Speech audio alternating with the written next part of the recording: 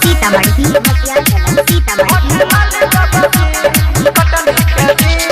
गजब के भाई गले बुरा हाल हो, क्रीम पाउडर बिना सुखे हमर गालो। गजब के भाई गले बुरा हाल हो, क्रीम पाउडर बिना सुखे हमर गालो। बिगड़ल जच हमर चेहरा हसीन, बिगड़ल जच हमर चेहरा हसीन। अब गेल रानी है कटनी के दिन, महकई काटी के होठ लाल दबाकीन। अब गेल रानी है कटनी के दिन, कटनी के दिन, महकई काटी के होठ लाल दबाकीन। अब गेल रानी है कटनी के दिन, कटनी के दिन, महकई काटी के होठ लाल दबाकीन। Presented by PM Recording Studio, Alamnagar, Madhepura.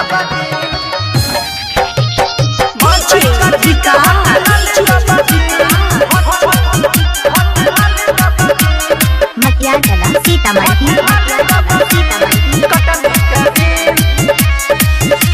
सारी दबा तो रानी मान खाई छिया तो हरी कसम।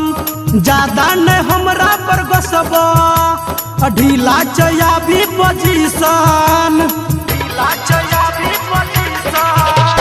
दिक्कत न याद सहिबा, लहिरा हम चली जाइबा। ज्यादा दबाबा दुख घूरी के हम नहीं आइबा।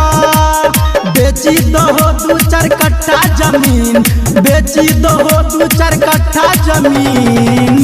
अब गेल रानी है कटनी के दिन, महकई काटी के होठ लाल दबाकीन।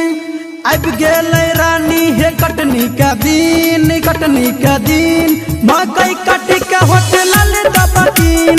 अब गेल रानी है कटनी के दिन, कटनी के दिन, महकई काटी के होठ लाल दबाकीन। Presented by PM Recording Studio, Alamnagar, Madhepura.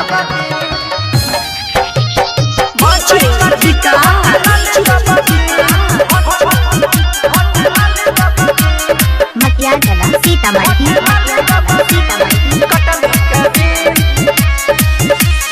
मकई कट जाई छिया, बानी के डरा में कचिया।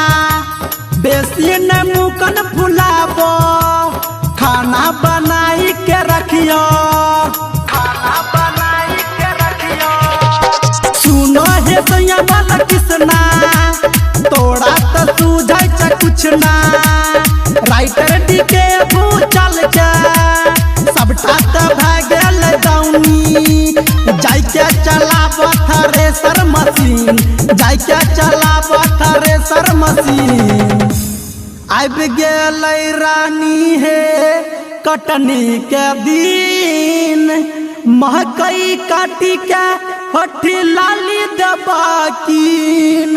अब गेल रानी है कटनी के दिन, कटनी के दिन, महकई काटी के होठ लाल दबाकीन। अब गेल रानी है कटनी के दिन, कटनी के दिन, महकई काटी के